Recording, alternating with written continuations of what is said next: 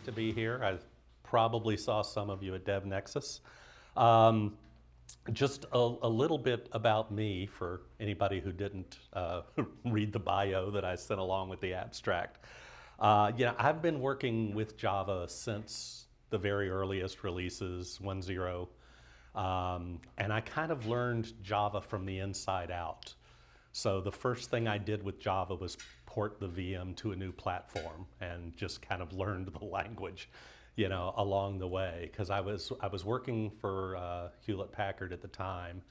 I was in a group where our job was to go out and recruit software vendors to run on our proprietary platform and help port them over, which a lot of times, because we were a proprietary platform, was a lot of work. And one of those vendors, was talking about they were thinking about porting their application to Java so they wouldn't have to keep porting it to do new platforms. So it's like, well, that would help us out too, because then we wouldn't have to do so much work porting. So that's kind of how that project got kicked off, and it was a lot of fun and my first introduction to Java. So we would love to get contact info so our salespeople can reach out to you over the next few days. And because I know developers don't love talking to salespeople, we are willing to bribe you to give us your contact info. I'll put this up again at the end, but it just asks you for your name, work email, phone, company. You can fake it all, but if you give us a fake email and you win, we have no way to get it to you. So, keep that in mind. Make sure people aren't still actively getting that. As I say, we'll put up the QR code again. So the agenda tonight is really to talk about some of the APIs in the Hazelcast platform, and in particular the APIs that focus in the area of distributed computing. So I think some of those are listed on there, and we're going to talk about most of them briefly. This really started out as a stream processing talk, which is the jet pipelines. The last item there, that's going to be the focus of it. But as I was working through the presentation, I felt like having the context of some of these other APIs really helped distinguish the value of the pipelines, but also let you know there's more than one way to do things. So if you've looked at any Hazelcast products prior to the last 12 months or so, you were likely looking at what we called IMDG, our in-memory data grid. People both inside and outside the company would frequently describe this as a caching solution, which was the leading use case for it, but I always felt that was a limiting terminology, so I like to describe it as a toolkit for building distributed applications. It really took the things that were hard about distributed code and kind of hid them beyond the APIs, so you could essentially code as if you were just running on a single node, and all the distributed stuff just kind of happened magically in the background. And then Hazelcast Jet is a product that came out a few years ago, which is our stream processing engine. And again, people who need stream processing engines really gravitate towards this. But again, I kind of feel like that terminology was limiting. So rather than saying it's our stream processing engine, I like to say this is our toolkit for building really highly concurrent applications. So you've got distributed applications on the one hand, concurrent applications on the other, and we came to realize that it's like there's a lot of synergy between these two things, and maybe they shouldn't be two distinct products. So for the last year or so, starting with our 5.0 release, there's a single integrated Hazelcast platform that has what used to be called IMDG, what used to be called Jet, and lets all of those things operate together. And the benefit of that, in both cases, these are products that are positioned as best in class for a number of reasons, but one of them is because they're very highly performant, low latency. And so with our platform, we published a little earlier this year a benchmark showing getting 1 million TPS through the platform on an industry standard Nextmark benchmark. So there's a link there where you can go read more about that. I neglected to mention up front, this is open source software. There is an enterprise version that adds features, but everything that I'm going to talk to you guys about tonight is features of our open source platform, or if I stray off of that, I'll make, if there's a question or something, I can say, oh yeah, we have that in our enterprise edition. But this is really a talk about the open source Apache 2 licensed version of Hazelcast that you can go and download from our website. So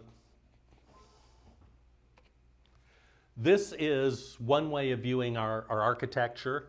Down at the bottom, we've got all the infrastructure that this is kind of where I was talking about. We try to hide away all of this complexity of the fact that we're a clustered networked solution, that we're doing storage management, that we have these various deployment APIs so that you can run on any cloud platform. You can run on Docker, Kubernetes, on-premise, VMware, whatever your preferred deployment architecture is. You shouldn't have to change your code just because you're changing how you're deploying things. So that's our core foundation. And then on top of that, we have the APIs. That's where we're going to spend tonight talking about, and in particular, that box that says distributed compute. And it's only bigger than the others because that's what I wanted to talk about tonight. And then on top of that, some of the various use cases that we talk about, and that's usually more of a business level decision. So since this is a technical audience, we're not going to get into business use cases much, but kind of stay in the fun part, which is the APIs. So let's start here. Almost all modern languages have some sort of a key value store.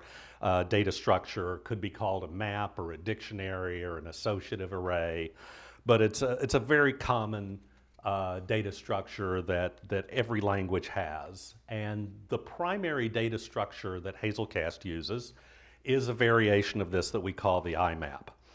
And the Hazelcast IMAP is really just the next logical step in how maps have evolved in Java over time. So if you start out with Java 1.0, we had the hash table. And if anybody remembers back that far, all the methods on a hash table were synchronized. So you kind of got thread safety right out of the box, but it didn't scale well for multi-threaded applications. So that kind of quickly fell by the wayside. In Java 1.2, we got the hash map. And this was a lot better. It took all of the synchronization out and said we're going to make the programmers responsible for that. So I suspect this resulted in a lot of really fast, unsafe code. So in Java 1.5, I feel like they got it right. They introduced concurrent hash map, and this provided the first safe, scalable implementation of the map interface. And the way it does that, a concurrent hash map is segmented, and a writer only needs to write, or only needs to lock the segment where they're writing. And by default, there's 16 segments. So you can have 16 threads updating a concurrent hash map concurrently. And the readers don't need to lock at all. So this could really, let you get a lot of concurrency. And what Hazelcast's developers kind of realized is we could scale this horizontally as well if we let those different segments be on different nodes of a cluster. And we could have a lot more than 16 of them. We could really spread this out to as many nodes as we wanted. And I'm not trying to trivialize how difficult that is. That is darn difficult to implement and do it well, because now you're introducing new failure modes across the networking. You're having to do all sorts of things with serialization and pushing things across the network. But conceptually, it's easy. It's like, hey, this is just a concurrent hash map that you can scale out across a number of nodes. One thing that's different about our implementation is the way that we're doing threading. Hazelcast has a threading model, and we call what concurrent hash map calls segments, we call partitions. And we have something called partition threads, and only the partition thread can access a particular partition. So if you try to write to partition, 1, 2, 3, that essentially goes onto a queue for that partition thread to get to it. And by doing this, we essentially take multi-threaded access from that segment or partition's view out of it. Only one thread is ever going to touch that segment, so we never have to lock. So things get a lot faster, and we have a bunch of more partitions. By default, it's 271, but in larger configurations, you may see 5,000 or even 10,000 partitions if it's a really big system. And there can be that many threads accessing things concurrently. Why 271? 271,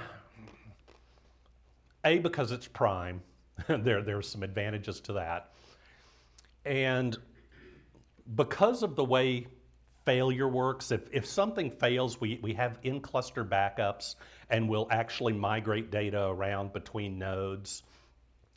And the ideal size to make that rebalancing happen faster is somewhere like between 50 and 100 megabytes. And very early on, somebody decided the typical cluster size is probably going to be 3 nodes with 8 gigabytes of memory on each one. And 271, the math just kind of works out that it gives you a reasonable partition size. And that's really, kind of the reverse of that process. If you say, hey, I've got, a terabyte of data, then we kind of say, well, divide that up into 50 megabyte partitions, and that tells you about what your partition count ought to be. So you can back into that number pretty easily. So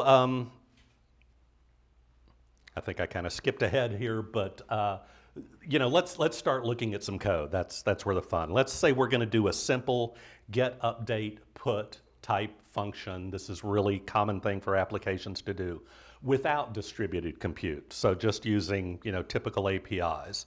And this will help us see why distributed compute is such a big win. So we're going to read from a map, update a field in the map, and write it back. So we see our data class up at the top there above the dotted line, and then below just a simple Java to read from the map, update a counter, and put it back. There's only 2 problems with this code. It's slow and it's wrong. So the reason it's slow is because, again, we're now distributed. These are all going to be network calls. So every time we do a get or a put, we're moving data across the network. And it's wrong because we're not thread safe. Once we do a get, somebody else can get that value before we turn around and do our put.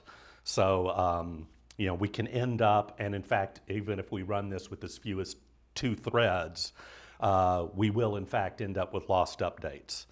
Now we could add locking, but in a distributed application, that's going to add even more hops across the network to go obtain a lock and release a lock, and it's just going to slow things down. So we really don't want to add locking if we can avoid it. So the first API we're going to talk about is the Hazelcast entry processor. This is a distributed compute API that allows you, rather than pulling data across to your client application, allows your client application to push code into the cluster. And that code is then going to execute on 1 or more IMAP entries on the partition thread for those entries. All of the advantages as well as the disadvantages that we show here excuse me, descend directly from the fact that we are going to execute on the map's partition thread. So the advantages are that we don't need to lock, it's highly concurrent, and it's linearizable just because things that go onto the partition thread are going to get executed in a FIFO manner. Disadvantages is you can deadlock if you write an entry processor that tries to access things that don't belong to the partition that you're running into. And I won't walk all the way through that use case. I'll just say there's other APIs that are a better fit for when you've got multi-key things that you have to update. And the other thing is, and I don't think this is so much as a disadvantage, it's just something to be aware of, Because we're running on the partition thread, we do not want to do long-running operations. You know, it's like get in, get out, something like incrementing a counter, setting a field in an object. These are great uses for entry processors. Something long-running, complex calculations, there's better ways to do that. And one of those, we do have something called an offloadable entry processor that just says spin up another thread for this guy so we don't block the partition thread. So I think I've got code showing this. Our data is still the same. Our access to the map is still the same.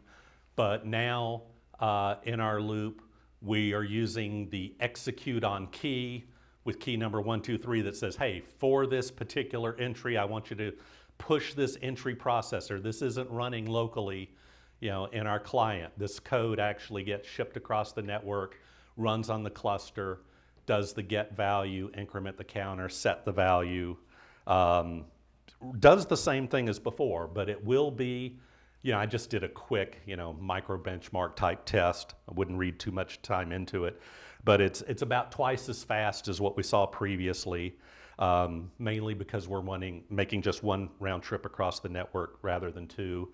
It is now thread safe. Even if the partition thread gets swapped out in the middle of executing this between the get and the put, we know no other thread is going to be able to access that partition, so we don't have to worry about it. So the take. Executing on key? Yes, yeah.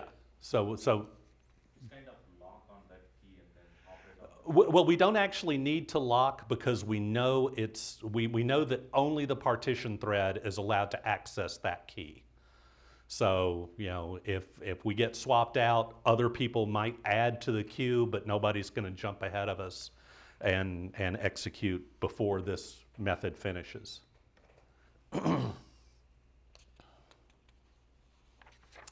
So what do we got next? Now we move on to aggregations. And this is another really common thing to do. You know, before we were just looking at one specific key in the map. Now maybe we've got, you know, 1,000 entries in the map and we want to, and all of them have counters or, you know, salaries or some other, you know, sales amounts. We want to go through and we want to total up the aggregation for all of those. And so the naive way to do this, it would actually be pull all that data from the data grid into our client application, iterate over it, and get a total. So a lot of movement across the network of our data there. So Hazelcast has something called a fast aggregator. And here you can see in the code in green, we're again accessing our IMAP and just saying, hey, I want you to aggregate something.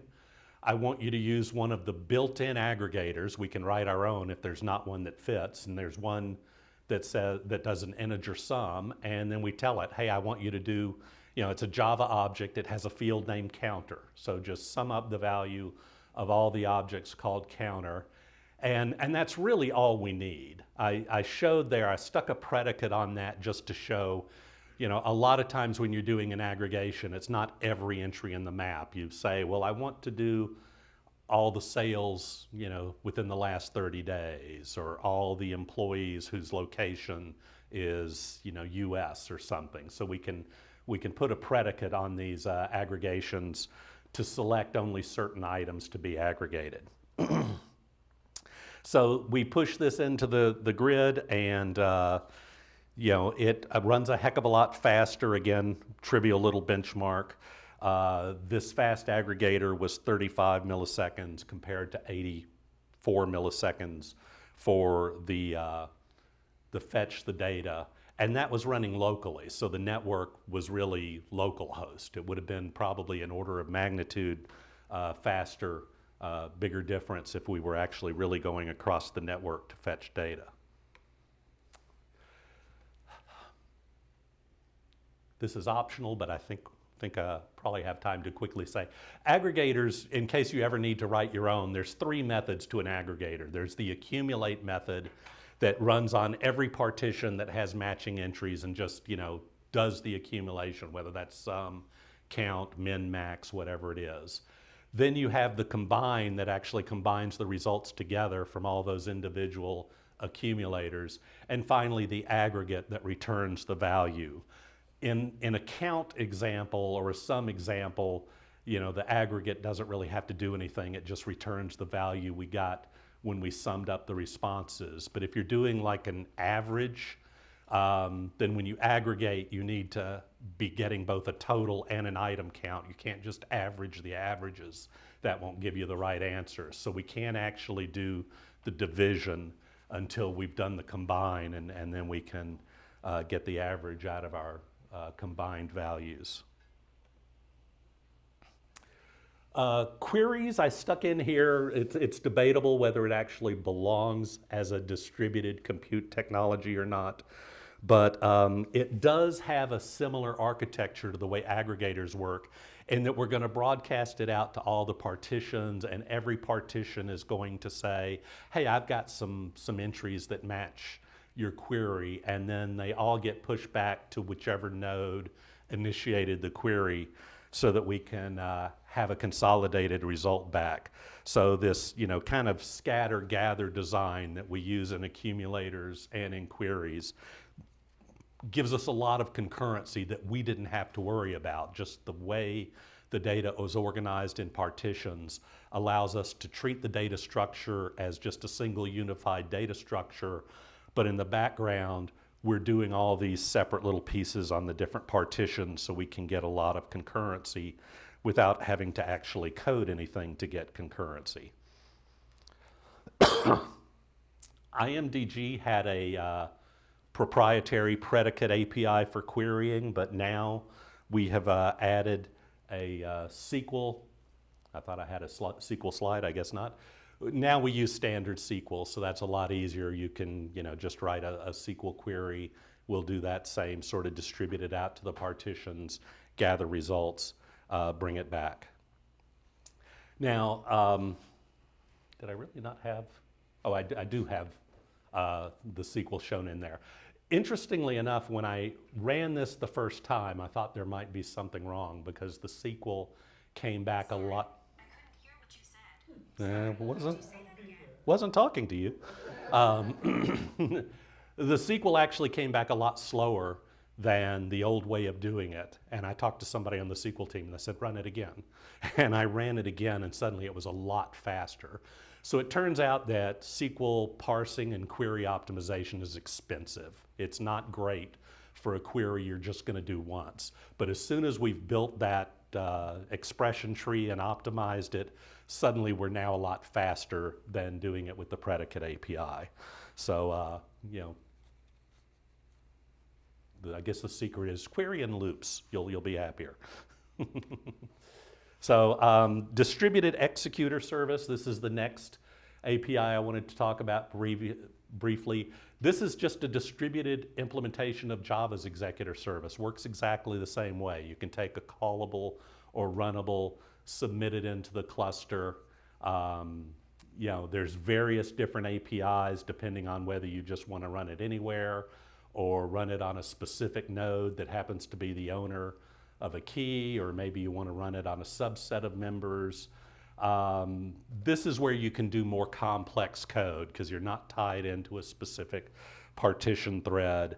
But it also gives you the least assistance. All these other things we talked about were really nice about giving you concurrency for free. But with the executor, well, it's like if you want multiple, then you need to submit multiple copies or create multiple threads within your runnable or callable. So it's kind of, has both its pluses and its minuses. So all of that was just to kind of get to this point of saying, before we get into stream processing, what have we got? We've got several different solutions that are good for different things. The entry processor is great for doing like single key mutations. The aggregators are great at what they do if you have something that looks like an aggregation, but they're not a general purpose, use it for anything kind of solution. Queries are really more about data access than compute, but the fact that you can put expressions inside the query means you can kind of use it, look at it as a way of distributed compute. You can build an aggregation into a select query, for example. The executor's general purpose, but now it's back onto you to take care of threading or locking or whatever. So, this kind of sets up this, wow, wouldn't it really be nice to have something that was more of a general purpose compute API, but had some of those cool capabilities of doing, scatter and gather across the partitions, the way we could do with our aggregators. And as you might guess, I wouldn't have set it up that way if we didn't have something that did exactly that. So this is where jet pipelines come in. And it's a way of defining a workload as a series of steps. And then each of those steps becomes an independently executable tasklet that we can spread out across all the nodes in the network and all the processing cores that are available to get really high concurrency. So we have connectors that allow you to hook up to various input sources. Think Kafka here is probably the most common, but MQ, or it could be, it could be batch, it could be a file, socket, application, whatever. You can then make your processing logic as complicated as you need. It can be as simple or complex as you need. You can invoke external services, like call out to an ML inference engine and say, I want you to run this model against this data that I just collected.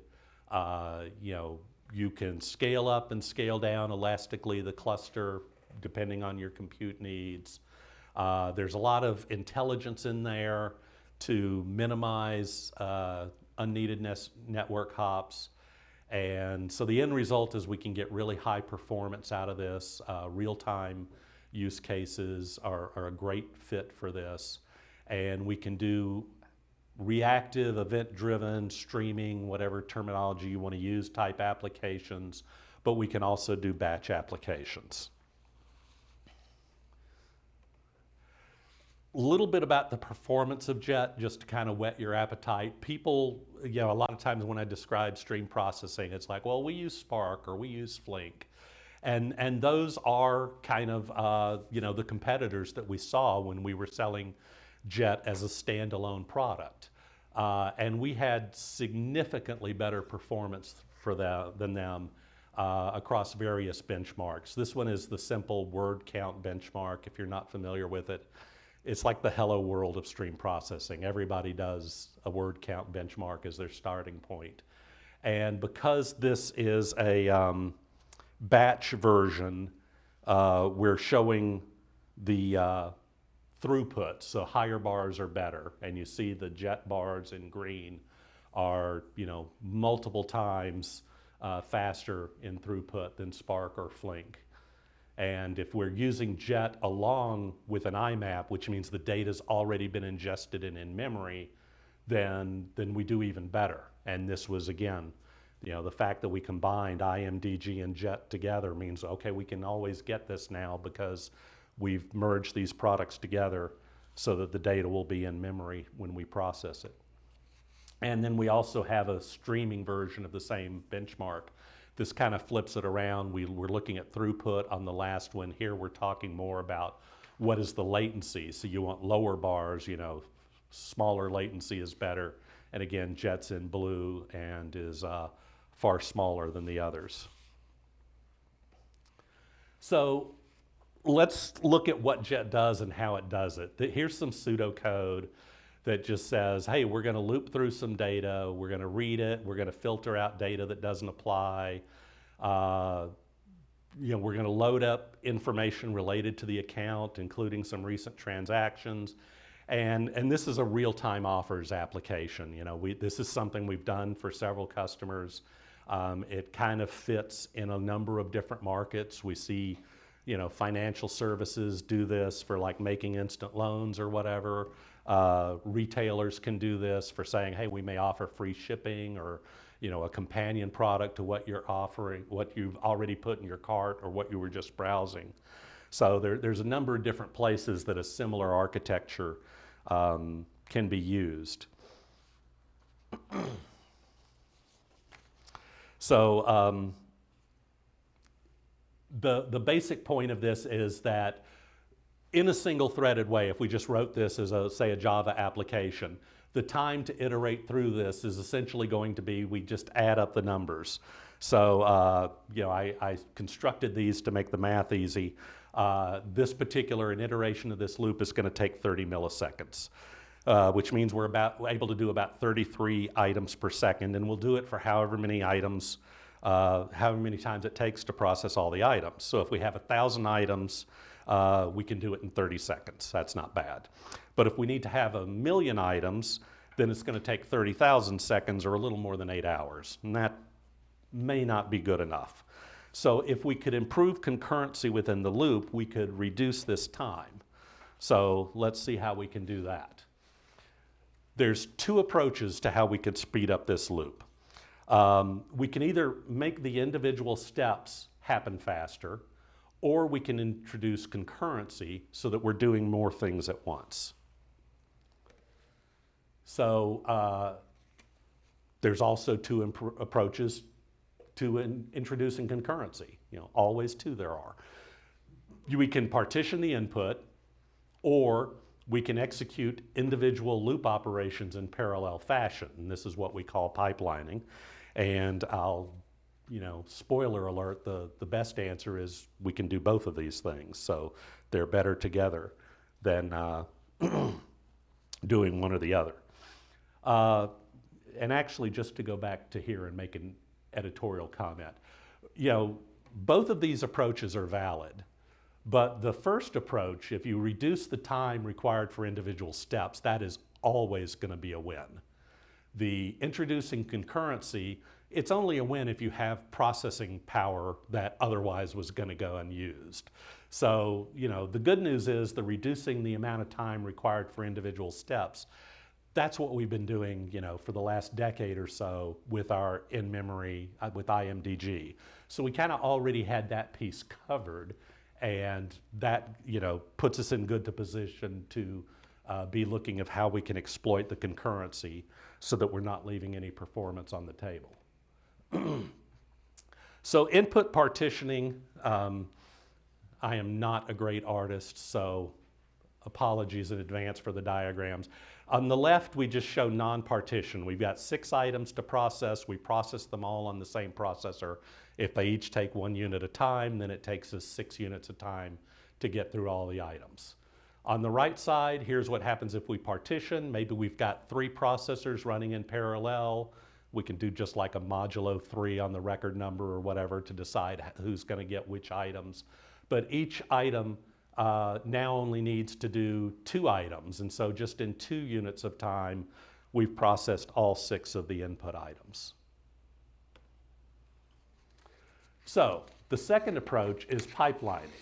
And I took the example from earlier and kind of rewrote it to be more like valid Java code rather than pseudocode. And it's like, while we have more data, we're assuming here Kafka input, read a transaction, filter out the ones. We kind of decided, hey, maybe this, real-time offers is something that a user has to opt into. So if they didn't opt in, we just skip them. Otherwise, we're going to look up their account info, grab their recent transactions, use a external AI service to say, give me the top 3 offers based on what this guy has recently been doing on our site, and then write those offers back out to Kafka to a different stream where they somehow get presented to the user.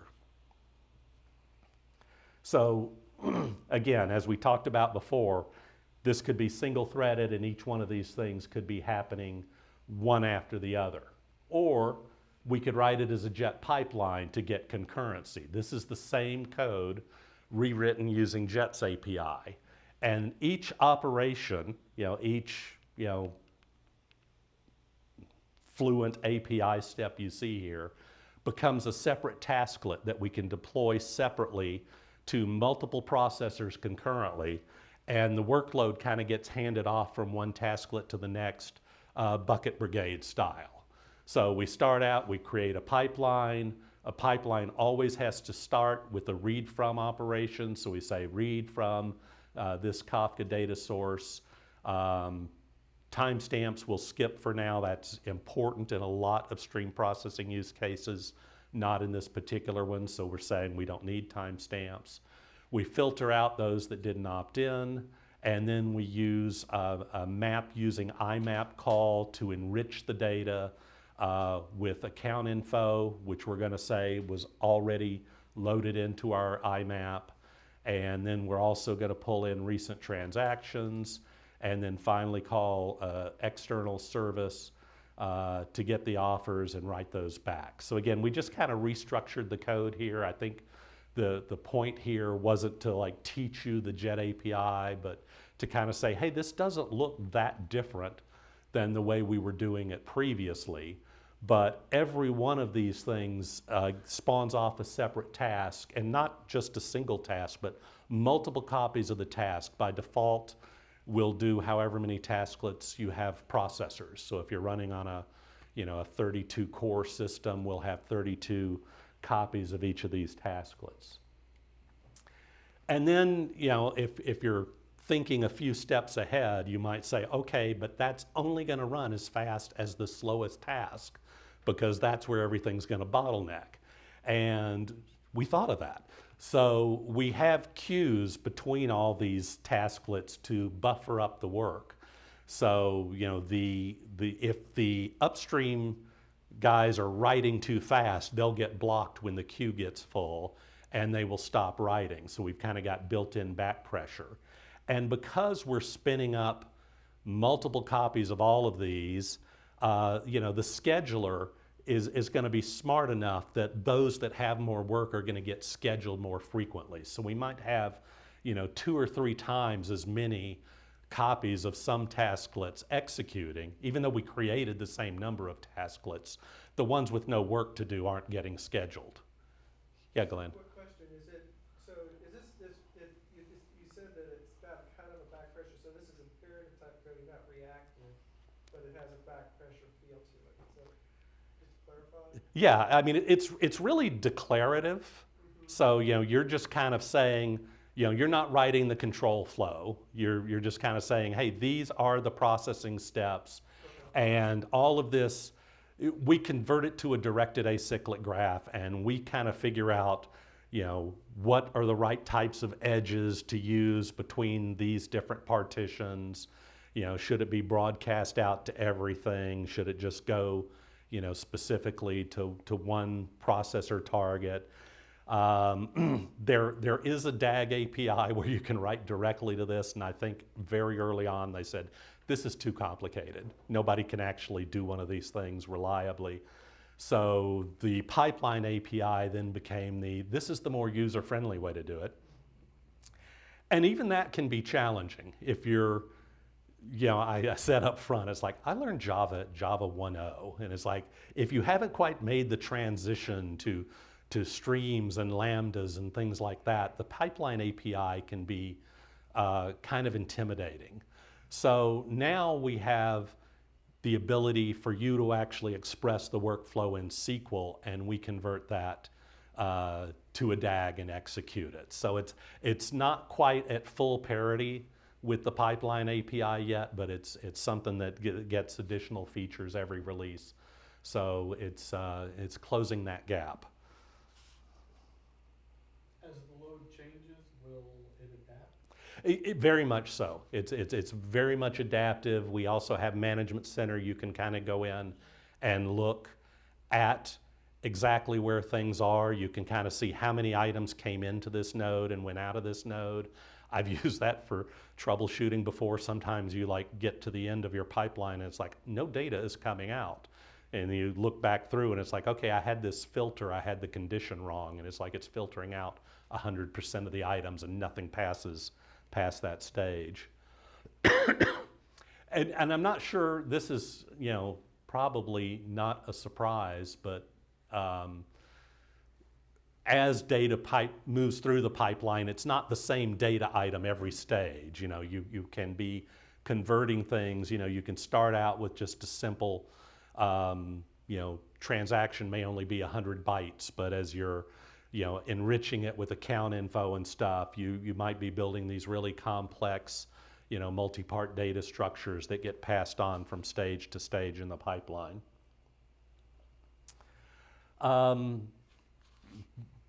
This, I'm just going to say, is an awful diagram. I was trying to show, okay, we talked about partitioning, we talked about pipelining, let's see what happens when we use those together.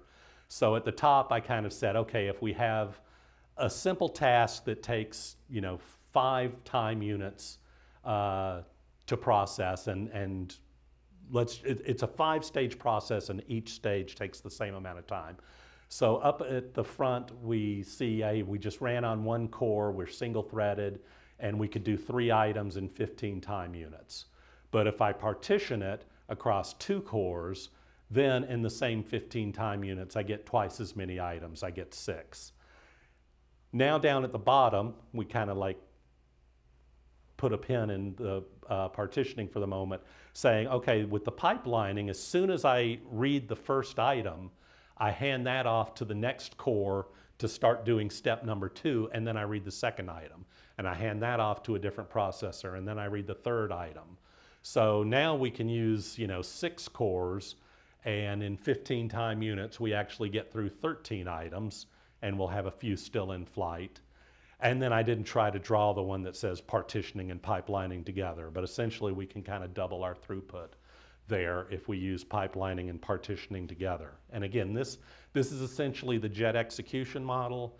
You're not controlling thread pools, you're not going in and tuning all these different things. I mean, there's definitely knobs there you can fiddle with if you want to, but just kind of right out of the box, it's going to say, what's the hardware I'm running on? I see you're on a 12-core system, so I'm gonna, start up 12 tasklets and, start using it. It essentially uses a green threads model, if you're familiar with that. So it's kind of cooperative multi-threading, where things just do a small amount of work and then yield. So we're not constantly getting the, supervisor involved in, forcing threads out. It does mean that if you do blocking things, you generally need to alert you need to say, hey, this is a non-cooperative task that I'm doing right here. So put it on another thread so it doesn't block the execution thread. If you don't tell it, you'll figure that out soon enough. But that was kind of it. The building blocks that we talked about with JET, and actually I was going to kind of, I'll tell you what, I think we're running a little behind. So I was going to skip over to the docs at this point, but I won't. The basic building blocks, you've got input and output, which is your read from and write to, a bunch of stateless transforms. Map is probably the one that, at least I use most commonly, but you can filter things, you can merge different input streams together, and then you've got stateful transformations like aggregates, window transformations. We could do a whole hour on that easily, but a lot of times, with streaming data, it could be continuous. It may never end. You may be a retailer and people are putting in orders 24/7.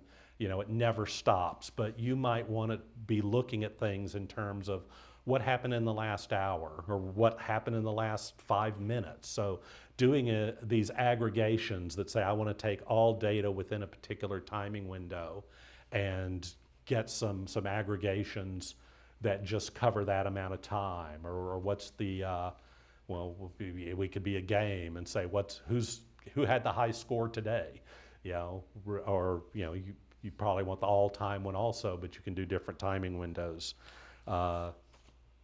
in addition. So a lot of times I put this up as one of my very first slides. I thought I'd kind of put it here as a summary. This is kind of what everything looks like. Our Hazelcast platform in the middle. Down at the bottom here, we've got the in-memory storage.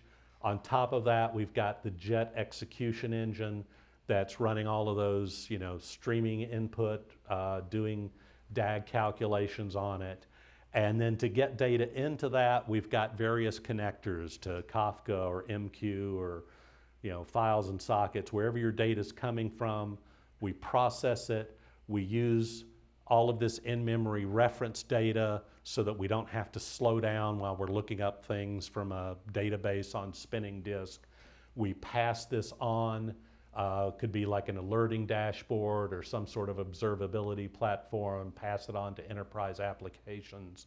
So we've got this continuous stream of data moving west to east, but we also have our various application clients kind of in a north to south way, doing queries, inquiries, or doing various transactions in a more, your traditional request reply type thing.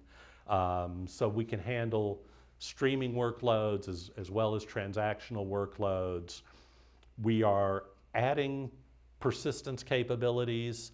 We've always had persistence as a way of like a backup. So we've got like in-memory snapshots. So if you lose a cluster node, we can repopulate the data when that node comes back up very quickly. But now we're actually starting to move into the area of tiered persistence, which is a new area for us to say, hey, previously 100% of the data had to fit in memory with Hazelcast, but maybe I've got a terabyte of data and I only need the 200 gigabytes of that in memory. Now we can just kind of spill that over to disk. Obviously, the access times are going to be slower for the stuff that's disk-based, but it opens up whole new areas for us. That functionality is still in beta as of today, but should be GA'd by the end of the year. So that is, I will send along copies, Glenn, I guess to you, of these slides if you want to make them available to everybody, so I won't try to go through all the links. If anybody came in late, didn't get a chance to register for the raffle, we're not doing it live here tonight. I think somebody in marketing will pull a name out of the hat tomorrow and send along an Amazon voucher to someone. And with that, any questions on that? Glenn?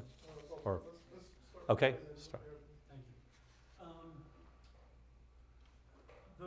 The whole idea of peer-to-peer versus having a dedicated server is, I'm not sure I'm clear on that. Can I have Hazelcast just on my application machines, or do I need a server? So there are different deployment options. What a lot of people start with is what we call embedded deployment. And this is an option that's only available to you in Java because we are a Java application, which essentially says Hazelcast is going to run right alongside your application in the same JVM. That is really cool for developers because I don't have to manage something separate or whatever. But once you start going to production, you may want more control over that and say, there's a lot of advantages to having a separately managed cluster. Part of it being that it's like, hey, the optimal memory size and CPU size and whatever for a Hazelcast node may not correspond to what's optimal for your application code. So you can kind of like, deploy your application on what hardware best fits it and deploy Hazelcast on the hardware that best fits it. But starting out, embedded mode is a really easy way to get started, and then you don't need any additional hardware at all. Would a Docker container on the same machine be somewhere in the middle? Yeah, and that's very common for how we do things with demos. Is very easy to just download and run a Docker image.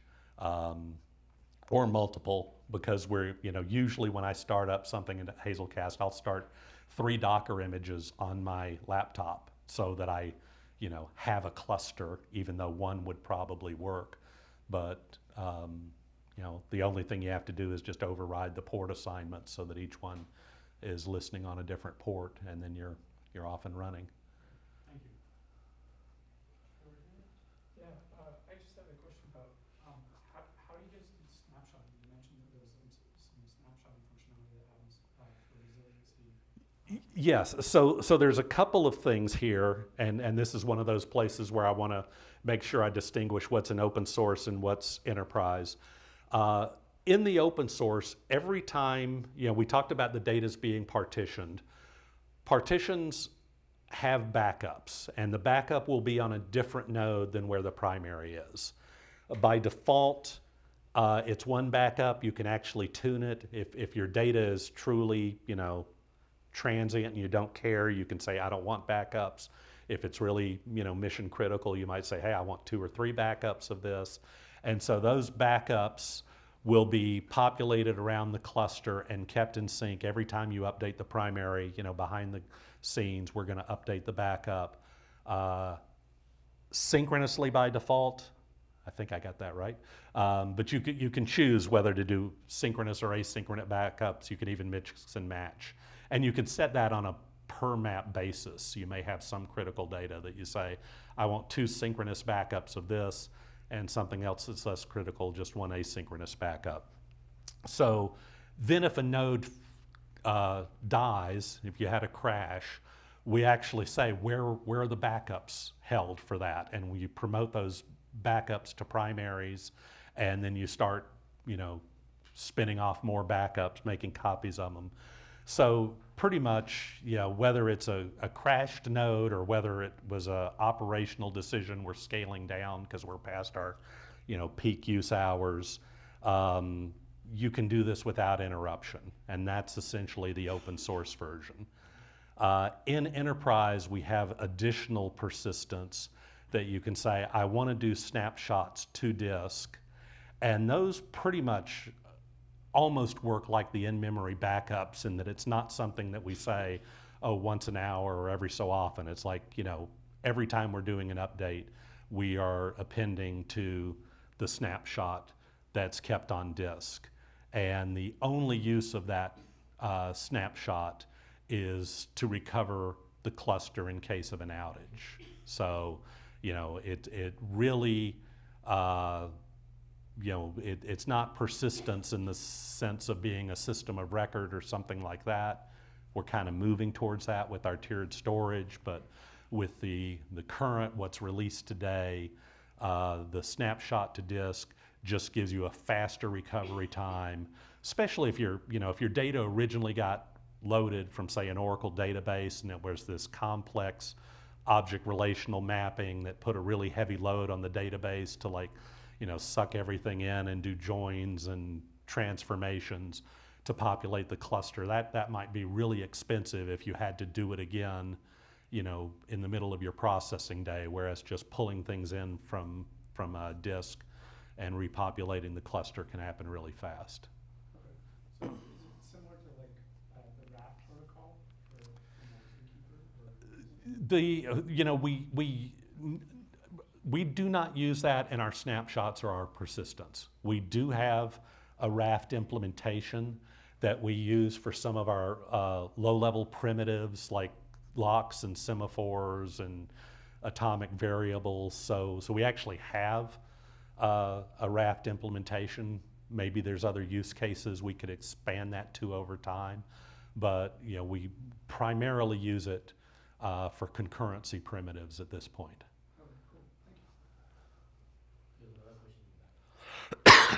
So, how excited are you guys about Project Loon? About what? Project Loon? I'm personally excited about it. I'm not sure. I mean, I have seen discussions within our engineering community to know that they are interested in kicking the tires and experimenting with it.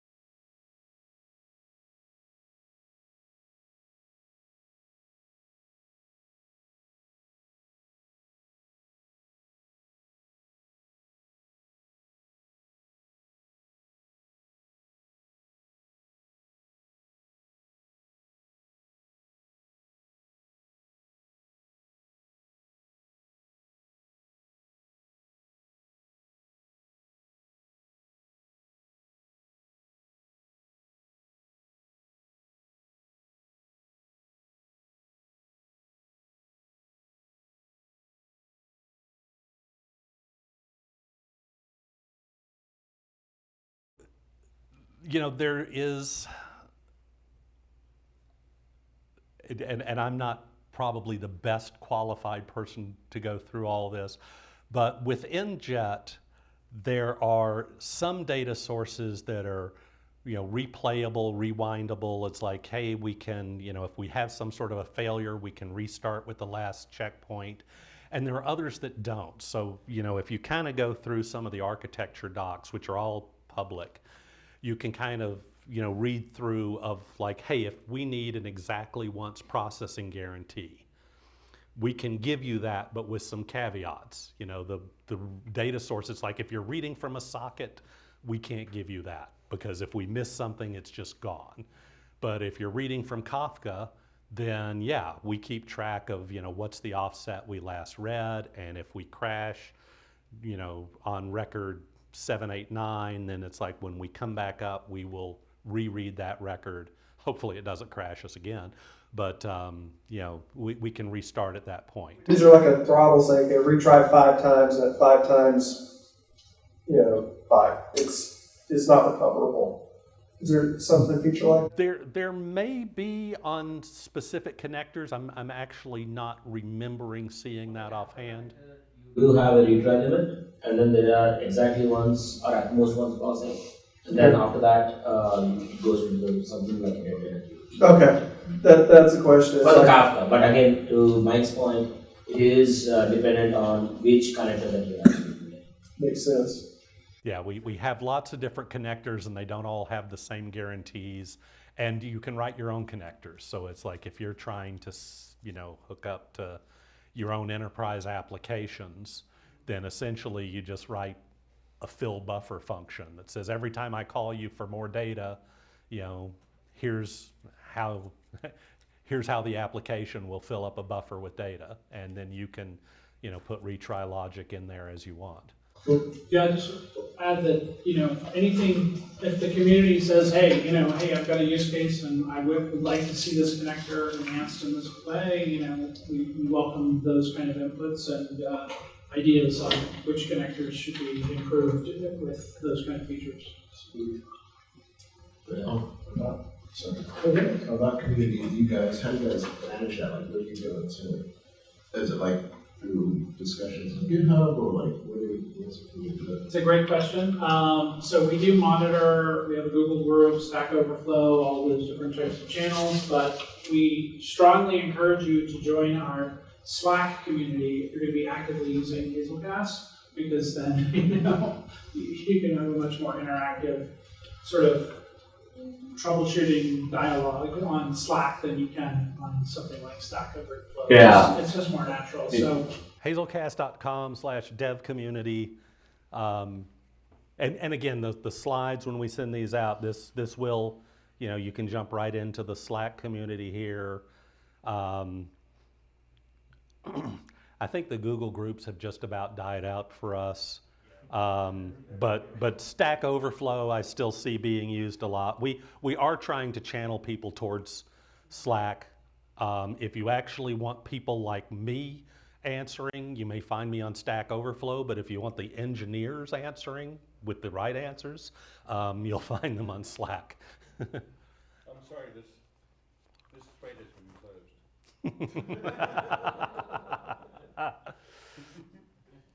So I'll just add one other thing, which is if you're actually, actively looking at the source code and working with the open source, then definitely the engineers are very reachable with GitHub as well. So, Yeah. And we also welcome people who would like to help us with, fixing bugs and things. We just hired somebody from the community. Yeah, we did. So, We just hired one of our Hazelcast heroes, in engineering, so. Very good pay.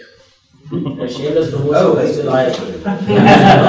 We are still hiring. Everybody They does. have a thing where speak Dutch times. Mike, a question? Oh, yes. One more thing. So the containers. Yeah. I guess I'm wondering, since it runs on different clouds, like Do you have to modify the containers per cloud, or is it the same kind of generic pieces that run on every? You don't have to modify the containers at all. There are different discovery APIs that up until very recently, you would have to go into a Hazelcast XML file and say, turn on AWS Discovery and turn off GCP Discovery. So you would have to explicitly say, this is where I'm running. They've recently added auto discovery. So pretty much we see where you launched us and we will use the right discovery SPIs based on the environment. So there may still be cases where you would want to go in and change, maybe default ports or something like that. But it should run out of the box and detect whether you're, on-prem, local, or one of the cloud providers. And I did not mention, but we do have our own managed service. So if you kind of want to use Hazelcast, but you don't want to be in the business of deploying and managing Hazelcast, then you can go to cloud.hazelcast.com. You can sign up for a free account. I think we're lifting the limit, but since I don't know whether that's happened yet, I'll say 200 megabytes of data free forever. So it's going to get more generous than that when we roll out our next release, but it's a great way to kick the tires. But again, the Docker, I never thought getting Hazelcast installed was a major impediment. So, but different people see it differently. So if you don't want to install anything on your system, then the cloud is great. If you do want, if you go to docs.hazelcast.com, the very first thing you see is get started. We'll show you how to start, with the command line. If you're like a Mac like me, just brew install Hazelcast and, then HZ start and you're up and running. So not too complicated.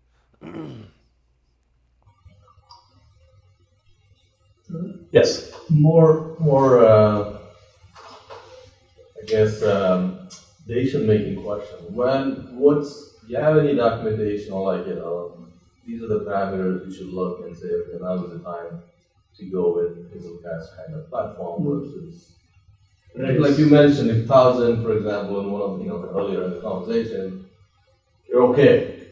But if it's million, then you need to. So that's a good example of, what do I look for in my use case? It's maybe very simple to deploy, but once it becomes part of the architecture, you got to maintain, manage, right, skill set, all those things. Yeah, and I mean, even if it's a very small amount of data, once you need to share across VMs, like a hash map is great for my application to, store its data. But as soon as I need to share that data with other users of the same application or share it with a different application, then, again, you might start thinking in terms of a database, but, if you put the data in a database, then, that has a lot of management complexity around it, and just having it in memory is going to be faster. The APIs are, if you're Java programmers, you already know how to get and set data in a map. So it really, to me, is an easier path forward than saying, I'm going to start implementing a database as a way to share this data.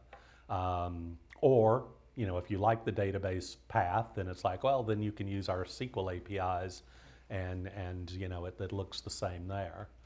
So, I feel like, once you get more data than will fit in the Java heap or of a single node, then it's, you're kind of forced to do something. But if you feel like that's where you're headed, it's easier to start out with that than having to, switch horses midstream and say, now we're in production and we've got to go back and add this. The way I would look at it is, if you're happy with concurrency across threads and you're only going to be in one JVM, that's Java's fine, it does all that stuff for you.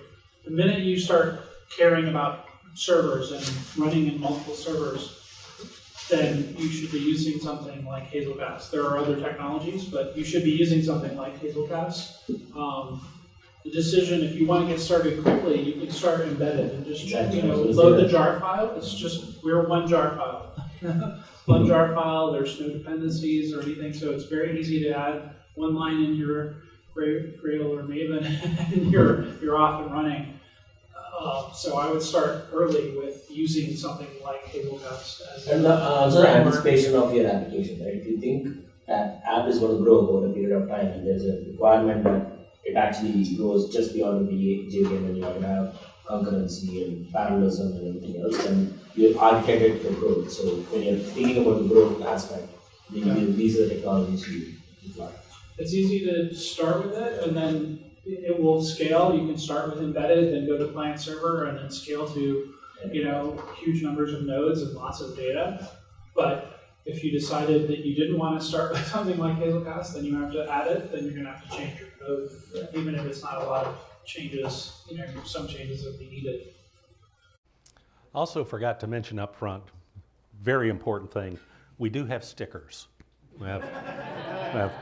We have old stickers, which are like new again because now we did these 2 years ago when Top Gun was about to come out, and now Top Gun is about to come out, so we've got the Need for Speed stickers. But we also have stickers that are updated with our current correct logo, which the old Top Gun stuff is not. So help yourself there. It's a consolation prize if you don't win the drawing. Mike, thank y'all for coming. Thank you.